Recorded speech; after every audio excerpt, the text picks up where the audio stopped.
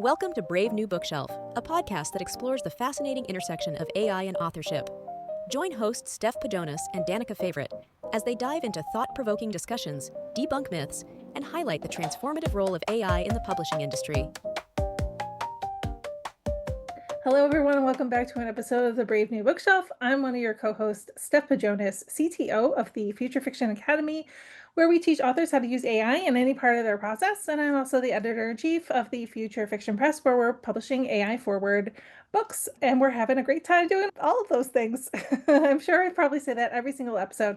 The thing is, I don't go back and listen to any of our episodes over again, so I have no idea how repetitive I am, and I apologize to anybody who's listening. So in an effort to not be repetitive, I've been working on some fun stuff on my own website and whatnot, like trying to figure out how to bring my books over onto my website using AI automation and workflows and stuff like that. And that's been a lot of fun. I like experimenting with automation because that makes my life easier. And in fact, we talked about that and 1 or 2 episodes ago. Hopefully that is something that you guys have been thinking about since then. And as part of my automation and working a little bit harder, I'm thinking about putting my books out wider and wider and wider. And that is one of the things that they do over at the lovely Publish Drive, where Danica is from. So let me introduce my co-host, Danica Favorite. Danica, how are you today? I am great, thank you. Yes, for those of you who don't know me, I'm Danica Favorite. I am the community manager at Publish Drive, where we help you get your books out there as wide as possible. We're there for you every step of the journey, whether that is getting your book formatted, your metadata, your book description done, to distributing your books to the widest audience possible, to finally, once you make some sales and you've got people you want to split royalties with, we can help you with the royalty splitting as well. So yeah, between both of our companies, as I always say, we have you covered to learn about all the things and get those books out there and being as profitable as possible. Steph, I wouldn't worry about being repetitive because it's good to remind people of all the cool stuff you do. Yesterday, we recorded an episode, which probably by the time you hear this episode, it'll be the previous week's. But Steph and I were talking about all the stuff we do. We do a lot, and AI is the tool for which without it, we wouldn't be able to do all these cool things. So I think it's important for people to know, hey, we have help. We have our digital helpers, and that's important to us. And so today our guest is here talking about an important topic. When I was out asking, hey, what topics do people want to cover? What can people talk about?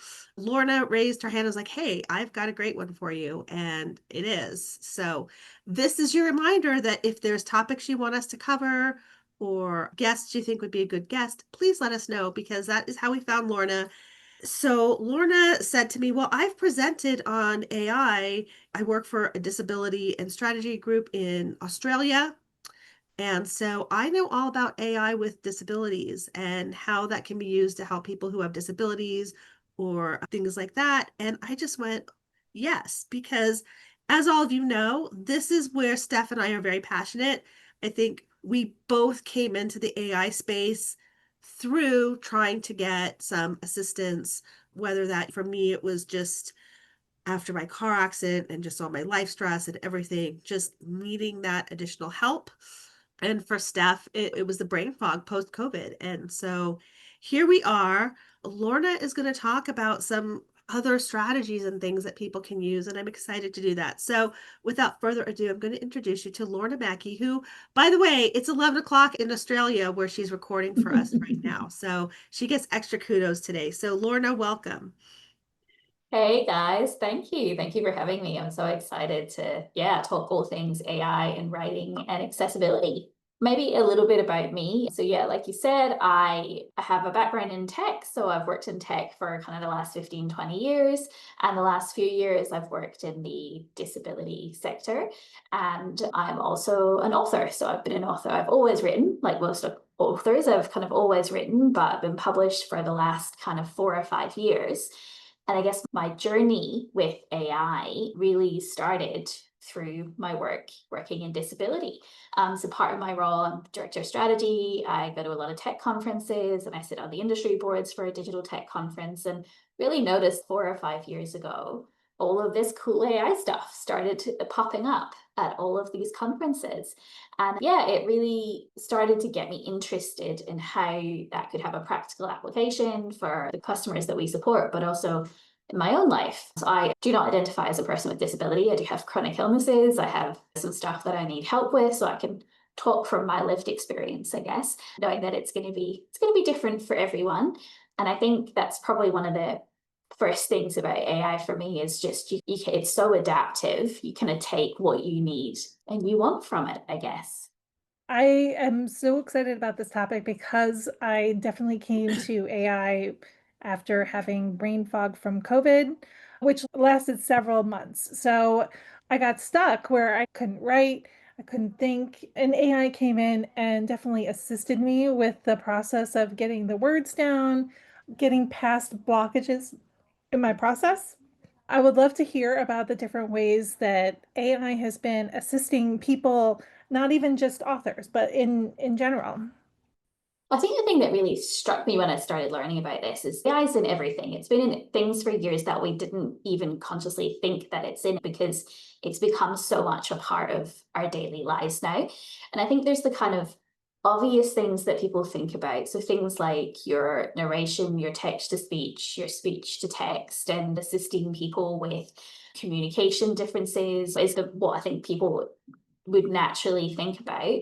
But then there's a whole range of other kind of adaptive technology things in that space. For if you're neurodivergent, there's a whole bunch of cool stuff there now that can help you to arrange your life the way that you want to think. So I think I listened to the podcast, I think it was maybe last season, and there was one of your speakers on that was talking about all of the shortcuts she'd been able to automate through make.com for just the things that she wants to do in her life, connecting your like your Google automations and your Alexa automation. So there's the practical kind of automation things, but there's also other things like your voice assistants to be able to control things, and even down to, again, things that are so part of day-to-day life. We don't think about them as being AI, but if you've got dyslexia, being able to use AI to help you in your editing process.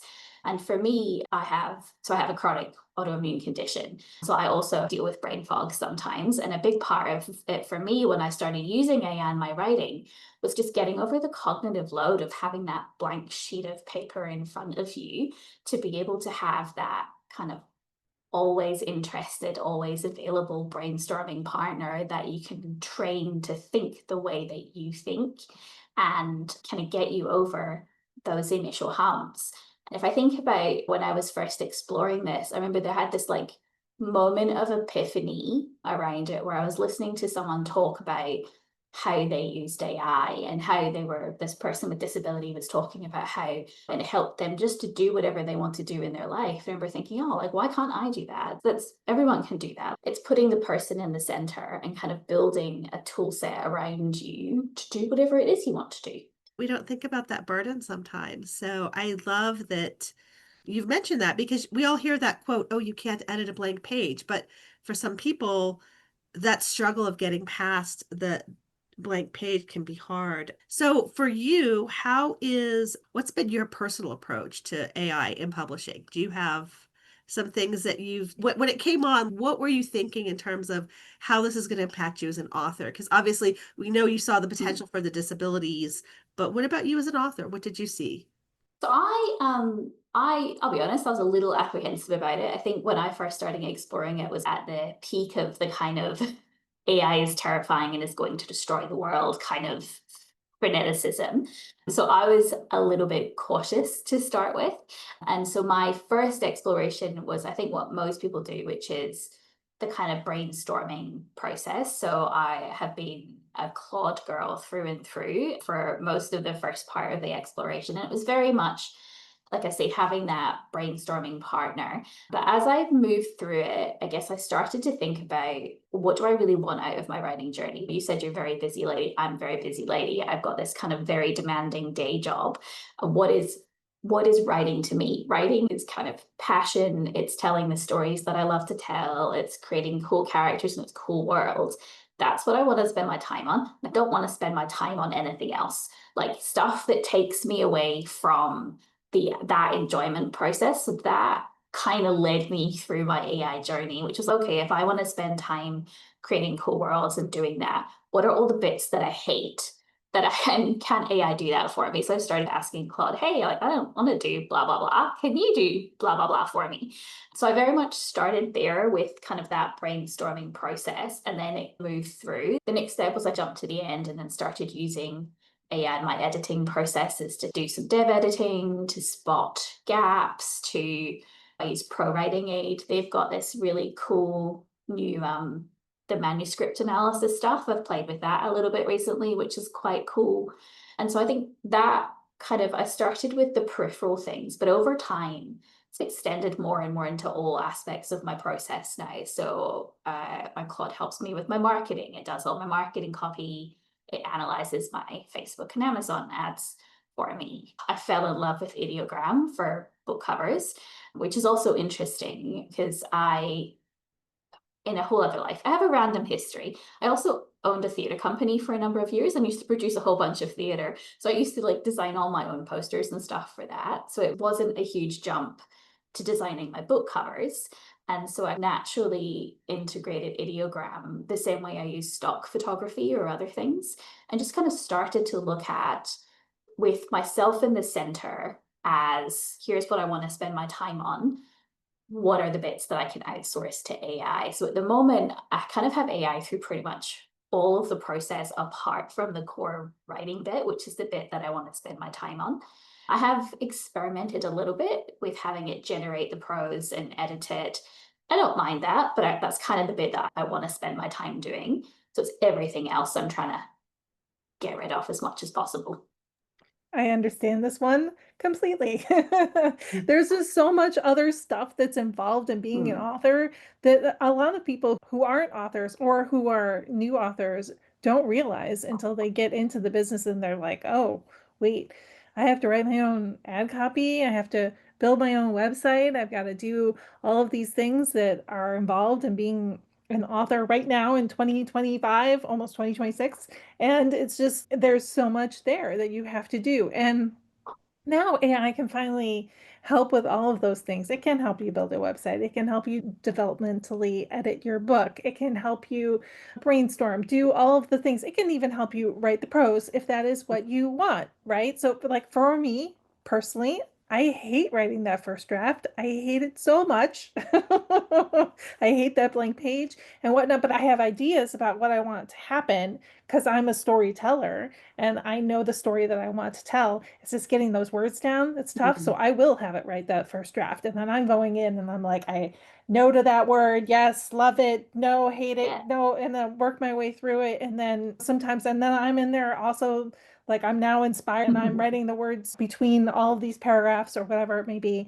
So it can literally help anywhere in the process. You just have to pick those things that you need them for. Yeah. And that is actually what you were doing, right? So sometimes it involves a ramp up process. Start small, little brainstorming, little this, little that. And then as you get used to it and you understand its capabilities, it grows from there. I love that. think that's such a good part of how people should approach AI. Like I would never tell anyone to do, but if I'm giving advice to people how to approach AI, it would be like work out what you love and then look at how you can outsource the rest of it. And it doesn't have to be just AI. So like I have a human virtual assistant that I will use AI to help me do my marketing copy and stuff. And then I will hand that off to my human virtual assistant who does all my social media stuff because I despise social media. I'm not a rapid releaser. I probably do 3 or 4 books a year, and each book takes 300 to 400 hours of effort for me to produce. That's the same whether I'm using AI or not. The time doesn't appreciably get faster. I wish I could. I just listened to Carl Hart's podcast episode earlier and I was like, oh my God, I wish I could go that fast. But that's not me. But what I have found with AI is the quality of the prose is better because I've done a lot of that cleaning with the AI process when I send it to my human editor. If I still want to work with a human editor, I get a lot of benefit out of that collaboration. It's just a much cleaner draft that I send her. And so her life is easier, my life is easier, and we enjoy that collaborative process more. I think the other thing that I really noticed when I started to come into AI was I remember talking in some of the chat groups about accessibility, and someone had made a comment which was like, oh, if you can't do it without AI, you shouldn't be an author, kind of thing. And I was immediately like, nope, nope, nope, nope. That's not where we're going. And I think it's like everyone has a story to tell, right? Everyone has a truth. Everyone, if you're, an author or a writer, you have a story that you want to put out in the world. And I really think AI is such an incredible creative catalyst. And like I've seen some of the negative commentary about how AI is making us all dumber. Like I have the opposite problem. I have had this like explosion of creativity. And I have so many stories. My biggest problem right now is actually finishing the series that I've started and not working on one of the 8 or 9 other series that I've plotted, because there's this kind of explosion of creativity when you can clear some of the weeds out of the way and actually give yourself kind of time to be in that focus flow state. And for me, I'm a massive perfectionist. And one of the things that I really had to learn working with AI is it's not perfect. And that's okay. And that's been incredibly helpful to my process to be like, try and let go of the reins a little bit in some cases and see what happens. So I might have this cool, amazing, happy accident, or if not, you check it out and start again. Like it's cool. It is. And I like that you're taking this playful approach of, oh, it's a happy accident. Oh, we'll see. And I really wanted to highlight one of the things that you said, because this is important, I think, for our listeners or watchers to understand that previous to AI, it took you 400 hours. Now it takes you 400 hours. However, it's the difference in quality. Also, it seems from what I've been hearing from you that the process is more joyful for you because you get to, it isn't just about the AI improving, but you've been able to take things off of your plate to give to the AI. And now you can really focus on the pieces you love. And I think that's really good for people to understand that sometimes it's not about just the fastness that AI gives you, but it's the ability to focus and do the things that you really love. That's it. And like I'm really inspired by Joanna Penn's like AI artisan assist author. I think that like really resonates with me. I'm not trying to rapid release. That's not something I enjoy. I like to spend time doing it. And it's really creating the space to focus on that. I used to put a ton of pressure on myself. Like I gotta release it at this date, so I've got to write this much, then I've got to leave this much time for marketing, and so much of the available time, like a lot of authors who have a day job still, you have a couple of hours maybe in the morning or evening to devote to it, and so much of that was carved up into other things that we can now outsource. I think the other thing that I've really started getting into is the expanding so you spoke about going wide, Steph. I've started using 11 Labs for all of my audio narration.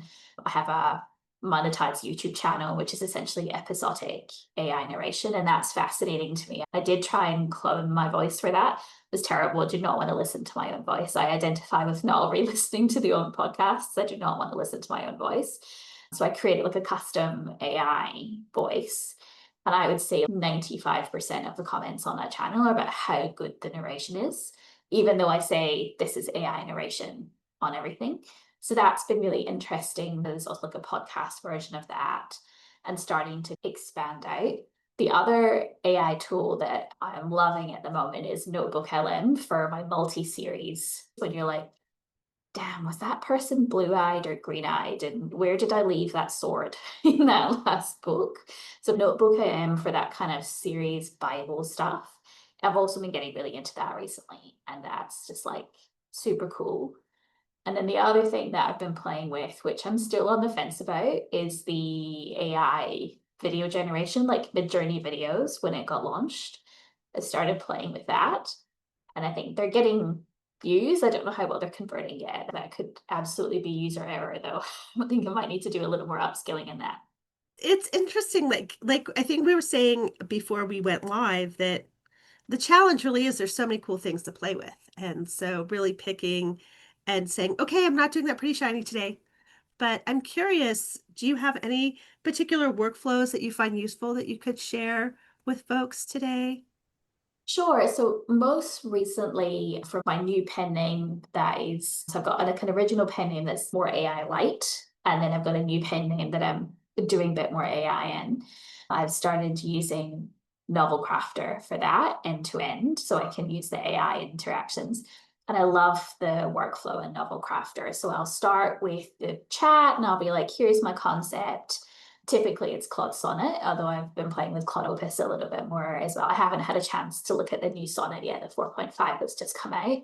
So I like to have a conversation with the AI. Here's my thought, here's my concept, here's what I think. And we'll brainstorm back and forth. I'm very much like an outline plotter. I don't do detail plotting, but I'll do an outline plot. And then I like Novel Crafter for the way that you can do that and build your codex as you go.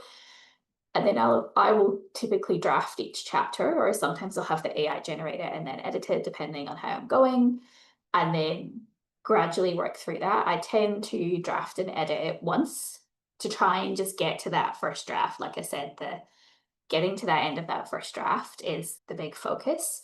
And then I'll go back and do a couple of dev edits, and then it goes off to the viewing editor. And then in that process, I'll typically use ProWriting 8 for manuscript analysis in the middle of that as well. So that's like the writing process. And then once we've done that, I'll dump the whole lot back into Claude, and then we'll brainstorm marketing copy. Typically would get Claude to analyze. One of the things that I find really helpful is getting Claude to analyze the book covers and like the top 100 books in the genre on Amazon and give some thematic analysis so that when I'm designing my book cover, which as I say, I do a combination of videogram, stock photography, and my own artwork, I can make sure that like really fits purpose. And then I use Claude to generate all the marketing copy and everything. That's kind of the rough process. What a fantastic workflow. I love it. You get in there, you use it for the creation aspect, and then you take it out and then you dump it back into a new chat to have it do its analysis and everything like that. I find that's definitely the best way to go with a lot of these things. I like to give them at least the final in a fresh chat so that there's no bias, it doesn't know how we got to that point. Let's just look at what we have in front of us and give some more unbiased log lines, blurbs, those sorts of things, anything that you may need for marketing purposes. I love the fact that you can use all of the different tools for whatever works best for them. Like Notebook LM is great for all of like throwing in your sources and getting lots of information about those sources back. You don't have to worry as much about it hallucinating. You don't have to do any of that kind of stuff. And then you can use Claude, and I hope to use the new 4.5 Sonnet as well soon. I also have not had time to get in there and play with it to get to that point where you can hand it off to the editor and you can go on to do the author marketing business portion of the journey there. Yeah, for sure. And I started playing more recently with Claude, like helping with the business portion of that. That I would say I've had mixed results with.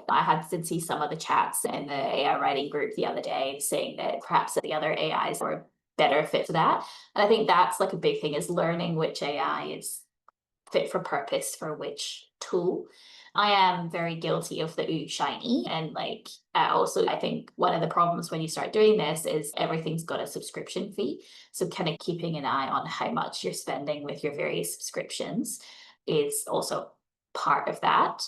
But yeah, I enjoy the process of kind of mixing and matching. And like I say, my whole approach to the AI is human at the center. The core of it is that creative storytelling element that I bring and kind of plugging in the different AI elements. And I think whether you're someone that's a person with a disability or otherwise, it's the same approach, right? It's using the tool to enable you to do whatever it is you want to do, but the creative core is still you. It's still the author. It's the content is still coming from you, which I think is really important. I think there's a lot of kind of myths out there around what AI is and isn't.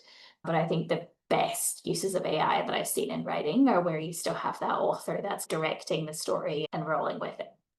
Yeah, I think that's important because, and I know Steph and I have talked about this a lot, in terms of you're the creative director. There's only one you with one story idea that's going to direct the story in a certain way. And being able to keep that control and realize it. And this is what I tell authors all the time is this idea of ultimately you're the one in control. And I know Steph talks about this a lot as well. Like ultimately, when you look at the choices the AI makes, it's guided by you and your knowledge and your capacities and all of the things that make you unique. That's what's guiding the AI to create the story. And I think that's a really good reminder, particularly for someone who might be listening to this or might have listened to some of our other episodes where we're like, oh yeah, this can help you if you've got some kind of disability or if you're struggling with something, and making being an author more accessible and making those pieces in the writer space more accessible, because I think we have this myth sometimes that the publishing world is accessible to everybody.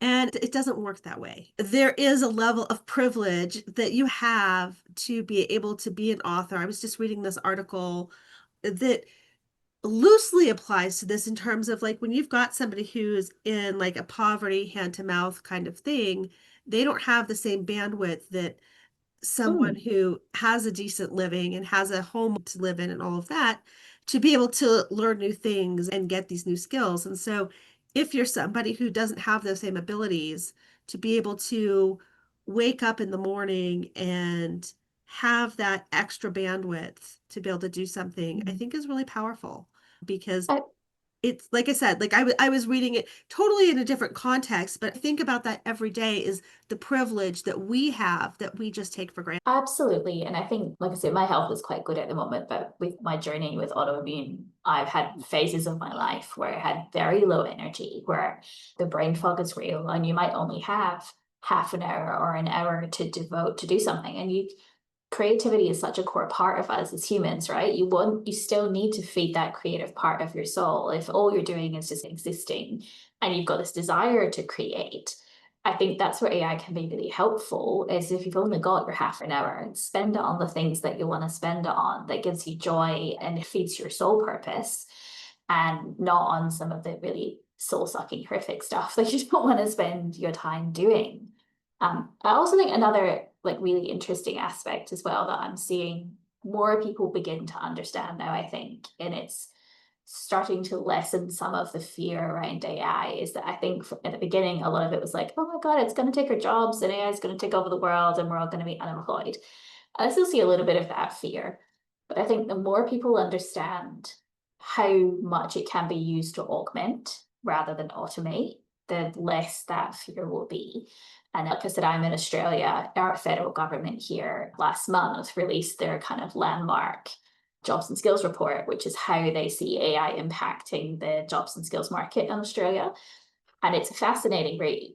And it's really encouraging, because basically the conclusion they have from that is they don't see wholesale automation. They see augmentation. They see still people doing most of the same jobs, but with AI support.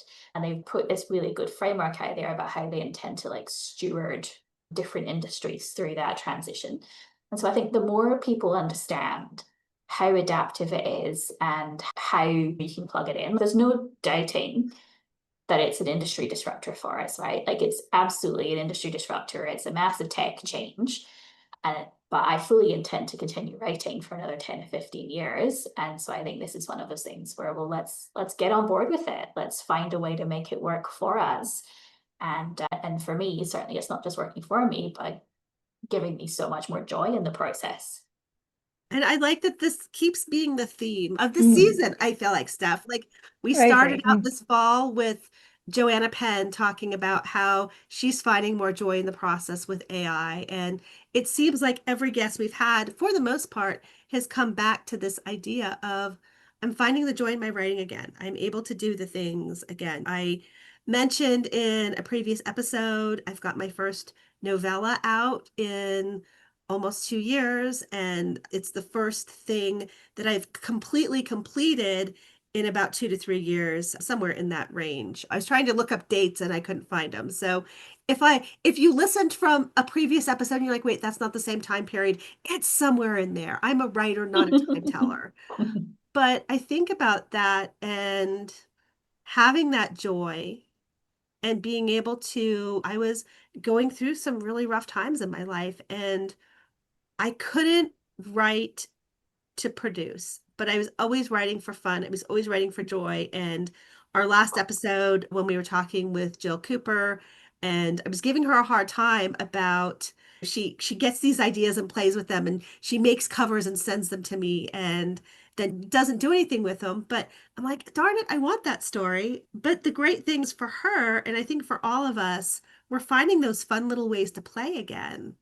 And a lot of the work that I've been doing via the coaching I've been receiving and the coaching that I'm going to be starting with people is finding that joy. And some of that is going back to that inner child and what makes little you excited and happy about writing. And I think we're all finding it. So I'm really grateful for that. Absolutely. And I think like it's my belief, if you love the book, if you love what you're doing, like the money will follow, right? Like I can tell the books that I love doing are ultimately generally are better books because there's more of me in them, there's more care, there's more love. And there's the books that sell better, that respond better for me. But you're absolutely right. It's the playfulness. Like I love ideogram, and I can't tell you how many times I've gone on and had to, oh, exactly that. Here's a fun like idea for a book. Oh, no, damn, I'm going to have to go and write that book now. No, I can't. I'm going to finish one of the 3 series I currently have before I start writing another book.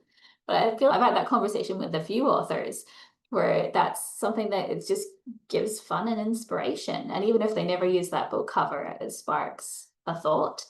I think you can see like there was the BookBub report that came out back in May that's saying about half of authors now are using AI in some way. I think we're going to start to see more of that trend as people find ways that they're ethically comfortable with, because I think can acknowledge there's people still have some ethical challenges with it. They'll find ways that they are ethically comfortable with exploring it.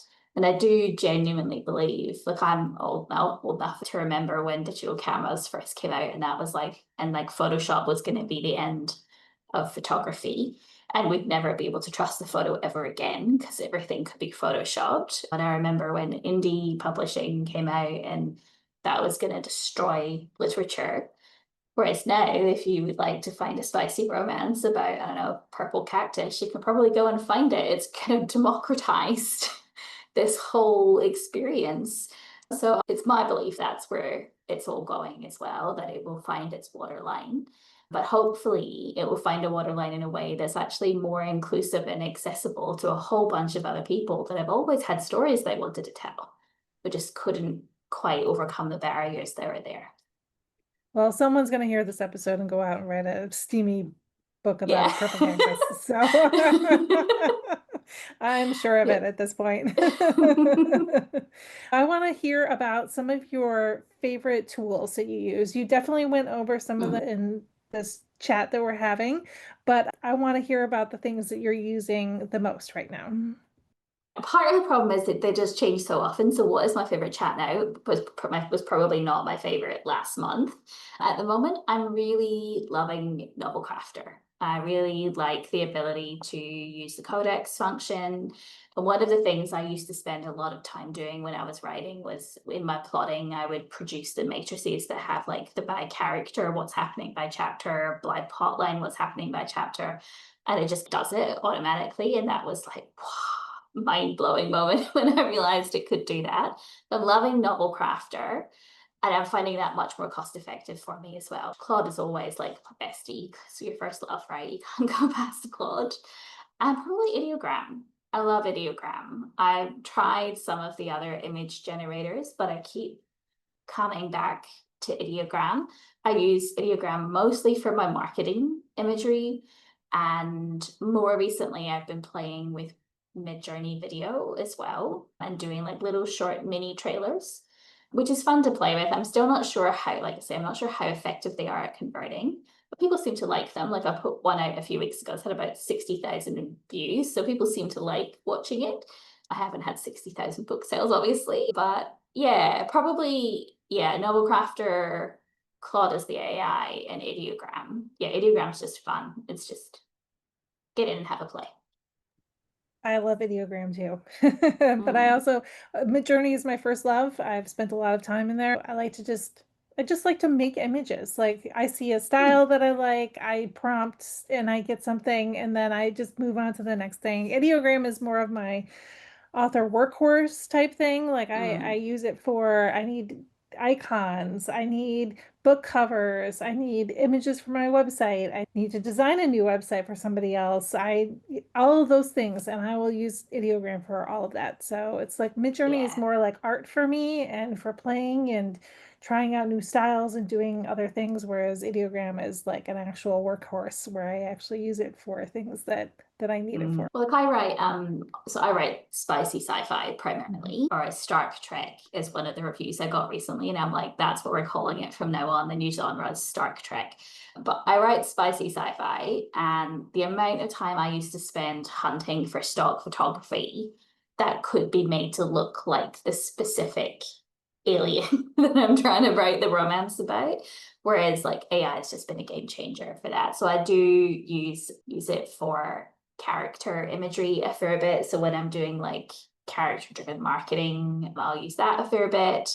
I really like they've just launched the character consistency option with it. So I think that's really exciting as well. And as I say, I paint and I've done my own stuff as well. So I like to mash together stock photography, the AI, bit of my own painting and kind of create something from that. I like that a lot because I think that is one of the things that we've been talking about a lot this season is this idea that you, for your genre, didn't have all of those things available to you before. And now you do. And that's exciting to me. And I think we can look at this AI stuff as, oh no, the sky's falling. Or we can say, okay, where's the opportunity for me? And I love that you are one of those people who said, okay, where's the opportunity for me? And so this is for people of any ability getting that opportunity. And so I'm really glad you came here today to talk to us about how that has helped you and how that's worked for you. To me, everyone has like this common theme, but then we also have all of these lovely little differences that I really hope some of our listeners will be able to take a look at this and say, oh my goodness, this person is like me. This person is able to do it. And so maybe I can too. And that is hopefully the message people are getting from us is that, yes, I can do it too. So thank you for coming. Any last thoughts before we let you go? I think you've summarized it really, really lovely. And like I'm super passionate about accessibility in all forms, including using tech to bridge that divide and the digital divide. And I think having that person in the center, being able to construct a suite of adaptive tools that fit their lifestyle is so empowering. And I'm so excited for the people that are going to have the chance to tell their story and do whatever they want to do. I just think it's really cool. I think it's really cool too. And I'm glad you came here to talk about it with us today because it's really important to remember that there are people of many different abilities and they use the tools in whatever ways suit them best. And it's best for us to let people make the decisions for themselves about the things that they want to use and how they want to use them. Well, before we go, I want to make sure that we get all of the URLs or links that we want to put in the show notes and send people to about you and your work. Sure. So my pen names are private, so I won't share my pen names, but I'm happy to share my LinkedIn, Lorna Mackie, where I do talk at conferences and that sort of thing. So if people want to talk about AI and accessibility, they're welcome to find me on LinkedIn and we can have a chat and I can connect them to some people that want to talk about it as well. It's a really thriving community that are working in that intersection of AI and disability. Fantastic. All right. So everybody who's been listening along, we're going to produce up some show notes for you so that you can come by the blog at bravenewbookshelf.com, read the show notes, check out all the links that we have in there, and like and subscribe to us. And I'm going to pass off to Danica for all that great closing stuff that she usually does for us. Thank you. Yeah, I'm so glad you were here with us, Lorna. So everyone, please, if you are passionate about disability and accessibility, look her up on LinkedIn and invite her to speak. And also, I love that connection with the information about what Australia is doing. And yeah, look up Brave New Bookshelf on Facebook. We've got our website, and make sure you sign up for the newsletter if you want to be notified of our episodes and things like that. So check us out on socials. Make sure you're checking out Future Fiction Academy and Future Fiction Press on all their socials, Publish Drive on all of our socials, and make sure you're liking and subscribing to us on YouTube. We want to get those YouTube viewers and subscribers up. So thank you all. Looking forward to next time, where I know we're going to have another amazing guest. Always. All the amazing guests. I'm excited because this has been such a great season so far, and I can't wait to see who else comes by. So thank you again, Lorna. And from all of us here, we're going to say goodbye now. Okay. Bye. All right, bye. Bye. Thanks for joining us on the Brave New Bookshelf. Be sure to like and subscribe to us on YouTube and your favorite podcast app. You can also visit us at bravenewbookshelf.com, sign up for our newsletter, and get all the show notes.